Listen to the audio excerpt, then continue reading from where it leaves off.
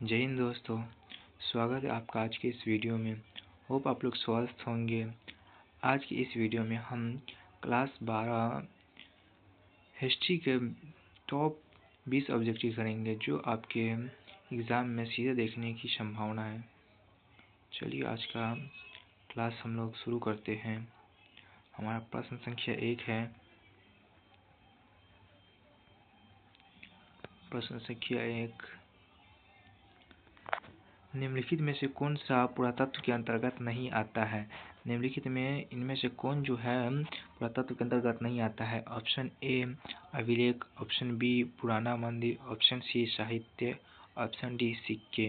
तो इनमें से कौन जो है जो पुरातत्व के अंतर्गत नहीं आता है वह है साहित्य। जो हाथ से लिखा हुआ साहित्य है वह पुरातत्व के अंतर्गत नहीं आते हैं।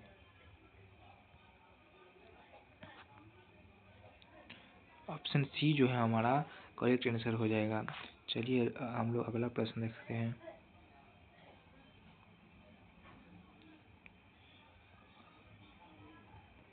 नेक्स्ट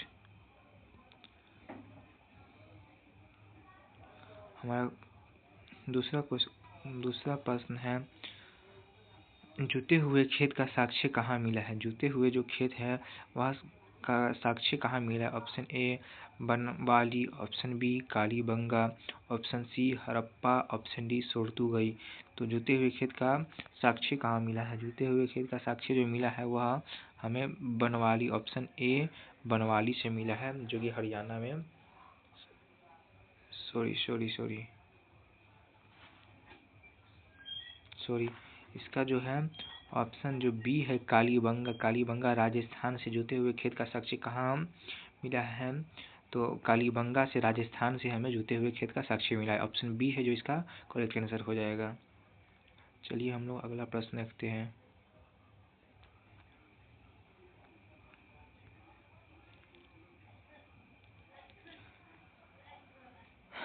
सिंधु निवासी किस धातु का उपयोग नहीं करते थे? सिंधु निवासी जो सिंधु घाटी सभ्यता के लोग थे वह किस धातु का उपयोग नहीं जानते थे? तो वह ऑप्शन ए सोना का नहीं जानते थे, ऑप्शन बी चांदी का, ऑप्शन सी तांबा का, ऑप्शन डी लोहा का। तो जो लोहा का है वह उपयोग नहीं जानते थे। Option D is the correct answer हो जाएगा इसका। अगला प्रश्न देखते हैं हम लोग।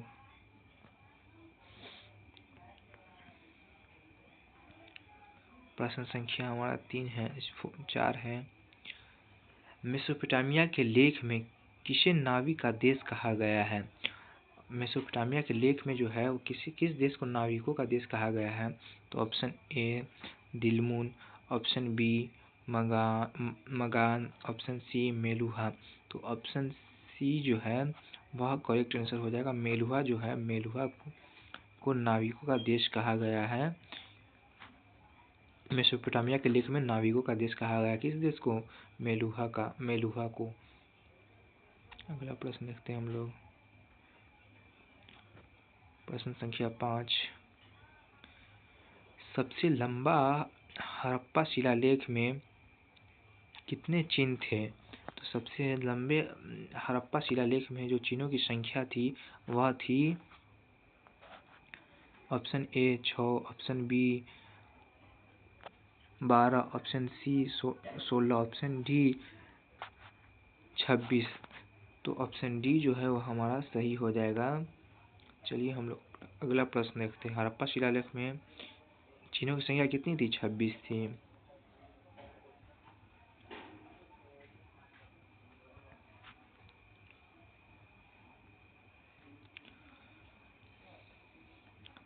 प्रश्न संख्या 6, हड़प्पा मुहर पर कनिंघम का रिपोर्ट कब जारी हुआ? हड़प्पा मुहर पर जो कनिंघम का रिपोर्ट कब जारी हुआ था? 1856 में, ऑप्शन बी 1875 में, ऑप्शन सी 1921 में, ऑप्शन डी 1992 में। तो हड़प्पा मुहर पर कनिंघम का जो रिपोर्ट जारी हुआ था वो हुआ था ऑप्शन बी 1875 ईस्वी में वह रिपोर्ट जारी हुआ था। चलिए अगला प्रश्न देखते हैं हम लोग। राजगृह किस महाजनपद की राजधानी थी? राजगृह जो है वह किस महाजनपद की राजधानी थी? Option A Kaushal, option B Panchal, option C Gandhar, option D Magadh. तो राजगीर जो है वह किस महाजनपद की राजधानी थी? जो हमारा ऑप्शन डी है मगध, वह सही हो जाएगा। हाँ, वह सही हो जाएगा ऑप्शन डी, यानी मगध महाजनपद की राजधानी थी राजगृह। बाद में यह बदलकर कहाँ हो गया? पाटलिपुत्र, पटना हो गया। आप लोग बता सकते हैं पटना की स्थापना किस शासक ने करवाया था और वह कौन से वंश का था? ये आंसर कमेंट में कीजिएगा, आप लोग कमेंट कर दीजिएगा। चलिए अगला प्रश्न देखते हैं।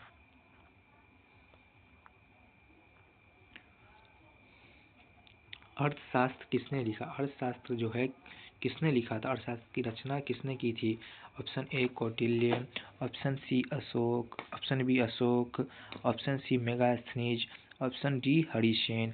तो अर्थशास्त्र की रचना जिसने की थी ऑप्शन ए कौटिल्य ने किया था। कौटिल्य को ही 3 नाम से जाना जाता है, कहीं पर रहेगा कौटिल्य, कहीं पर रहेगा विष्णुगुप्त, कहीं पर रहेगा चाणक्य। तो यह तीनों जो है, तीनों नाम इसी का है। अर्थशास्त्र की रचना अगर कहे तो यह तीनों में से कोई भी नाम रहे उस पर टिक कर दीजिएगा। अगला प्रश्न पे हम लोग आते हैं। प्रश्न संख्या 9। 1944 में भारतीय पुरातत्व सर्वेक्षण के डायरेक्टर जनरल कौन थे? प्रश्न संख्या 9। Option A John Marshall, option B RES Rao, option C Cunningham, option D SR Rao. तो इनमें से कौन जो है जो 1944 ईस्वी में भारतीय पुरातात्विक संरक्षण के डायरेक्टर जनरल थे? तो वह थे ऑप्शन बी RES जो राव थे, वह थे पुरातात्विक संरक्षण के जनरल थे। कब डायरेक्टर जनरल थे? 1944 ईस्वी में। चलिए अगला प्रश्न पर हम लोग चलते हैं।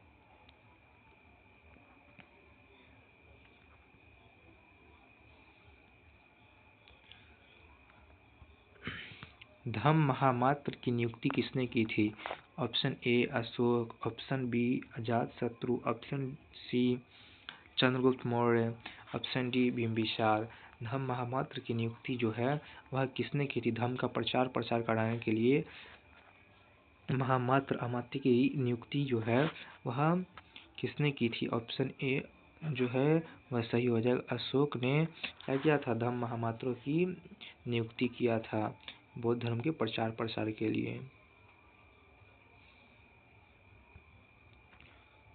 अगला प्रश्न पर चलते हैं।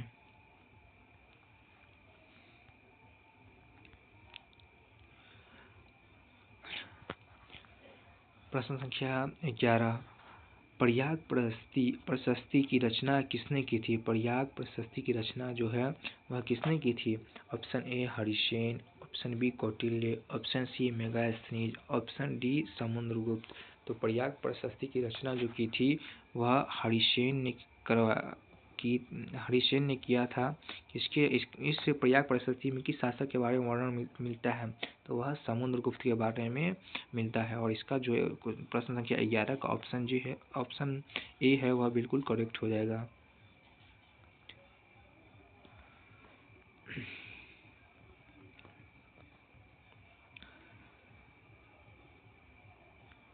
हमारा प्रश्न संख्या 12 है।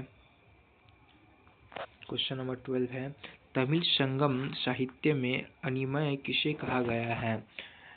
प्रश्न संख्या 12। तमिल संगम साहित्य में अनिमय किसे कहा गया है? ऑप्शन ए हलवाहा को, ऑप्शन बी किसान को, ऑप्शन सी दास को, ऑप्शन बी बड़े जमींदार को, लैंड ओनर को। तो किसे कहा गया है? ऑप्शन जो हमारा बी होगा, बी जो है वह बिल्कुल करेक्ट हो जाएगा। ऑप्शन बी किसान को क्या कहा गया है? तमिल संगम साहित्य में अनिमय कहा गया है। अगला प्रश्न पर आते हैं हम लोग।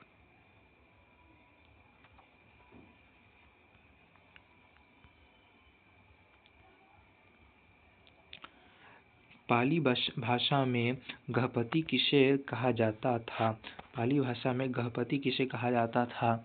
तो ऑप्शन ए दास, ऑप्शन बी हलवाहा, ऑप्शन सी किसान, ऑप्शन डी इनमें से कोई नहीं। तो पाली भाषा में गृहपति कहा जाता था, वह किसान को कहा जाता था। ऑप्शन सी जो है इसका बिल्कुल करेक्ट हो जाएगा। चलिए हम लोग अगले प्रश्न पर चलते हैं। प्रश्न संख्या 14, प्रश्न संख्या 14, चंद्रगुप्त द्वितीय का शासनकाल क्या था? चंद्रगुप्त द्वितीय जो था उसका शासनकाल क्या था? ऑप्शन ए 275 ईस्वी से 315 ईस्वी, ऑप्शन बी 375 ईस्वी से 415 ईस्वी, ऑप्शन सी 335 ईस्वी से 375 ईस्वी, ऑप्शन डी 235 ईस्वी से 275 ईस्वी। तो चंद्रगुप्त द्वितीय का शासनकाल क्या था? ऑप्शन बी जो है इसका बिल्कुल करेक्ट हो जाएगा। 375 ईस्वी से 415 ईस्वी तक चंद्रगुप्त द्वितीय का शासनकाल था। वह इस काल में शासन किया हुआ था। अगला प्रश्न देखते हैं हम लोग।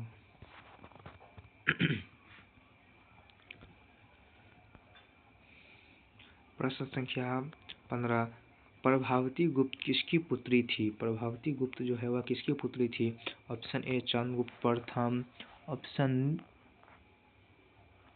बी चंद्रगुप्त द्वितीय, option C Samudragupta, option D Ashok. तो प्रभावती गुप्त जो थी वह किसकी बेटी थी, किसकी पुत्री थी? वह ऑप्शन बी चंद्रगुप्त द्वितीय की क्या थी? पुत्री थी। चलिए अगला प्रश्न हम लोग देखते हैं।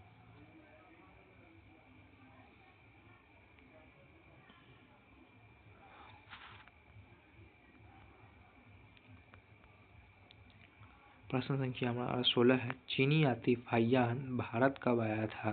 चीनी यात्री, चीन का एक यात्री था फाहियान, वह भारत कब आया था, भारत की यात्रा पर कब आया था? ऑप्शन ए पहली शताब्दी ईसा पूर्व, ऑप्शन बी तीसरी शताब्दी ईसा पूर्व, ऑप्शन सी 5वीं शताब्दी ईसा पूर्व, ऑप्शन डी 7वीं शताब्दी ईसा पूर्व। तो प्रश्न संख्या 16 का आंसर जो हो जाएगा वह कौन सा आंसर सही होगा? ऑप्शन सी 5वीं शताब्दी ईसा पूर्व में जो है वह फाहियान जो है वह भारत आया था। चलिए अगला प्रश्न देखते हैं हम लोग।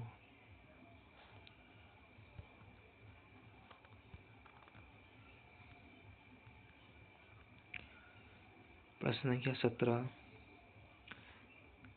चीन के महान दार्शनिक कौन थे? चीन के जो महान दार्शनिक थे, फिलोसफर थे, इनमें से कौन है? Fahien, option A Fahien, option B Confucius, option C सुकरात, ऑप्शन डी अरस्तु। तो चीन के महान दार्शनिक जो है, ग्रेट फिलोसफर कौन थे? वह कन्फ्यूशियस थे। ऑप्शन बी जो है हमारा बिल्कुल करेक्ट हो जाएगा। कन्फ्यूशियस जो है वह चीन के महान दार्शनिक थे। चलिए अगला प्रश्न देखते हैं हम लोग।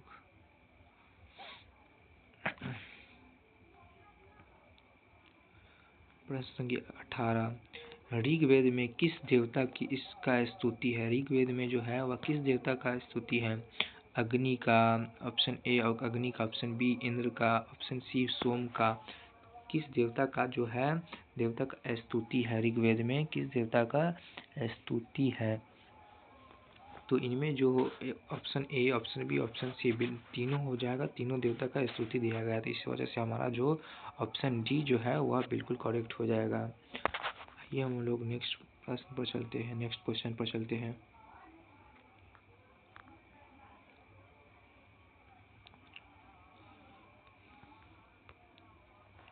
प्रश्न संख्या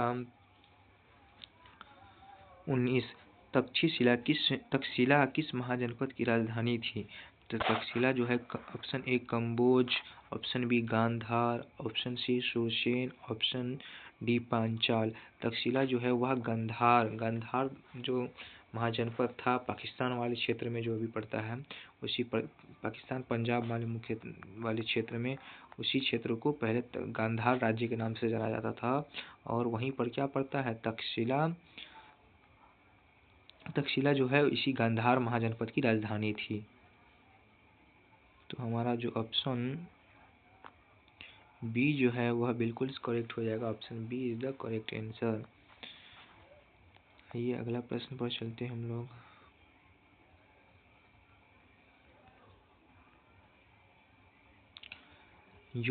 योद्धे गणराज्य ने किस धातु के सिक्के जारी किए थे?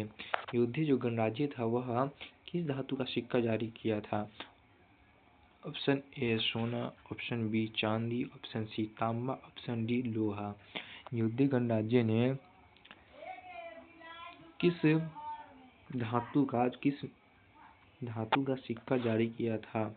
तो ऑप्शन सी जो है हमारा तांबा का सिक्का जारी किया था। ऑप्शन सी जो है वह बिल्कुल करेक्ट हो जाएगा। ऑप्शन सी जो है वह बिल्कुल करेक्ट हो जाएगा। तांबा का सिक्का जारी किया था किसने? योद्धे गणराज्य थे। ऑप्शन सी जो है तांबा वह बिल्कुल सही हो जाएगा। तो यह था आज का हमारा 20 प्रश्न जो कि खत्म हो गया है।